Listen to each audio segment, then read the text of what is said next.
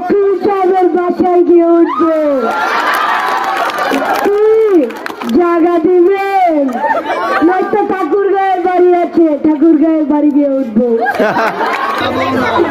ভালো হয়ে যাও মাসুদ, ভালো হয়ে যাও, তোমাকে অনেক সময় দিয়েছি, ভালো হয়ে যাও। দেখছেন আমার মাসুদ কেমন বেদক? এটা কি বাংলাদেশ জানেন? এটা হলো স্মার্ট বাংলাদেশ, এটা জননেত্রীর বাংলাদেশ। কি করবে? কেস ভেঙে গেছিল কেন?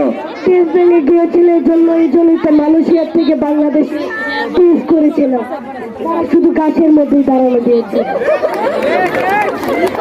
আমার এখানে তো মানুষই না, কিভাবে কেস ভাঙবে? সবাই কাওয়া না? আসি, আসসালামু আলাইকুম।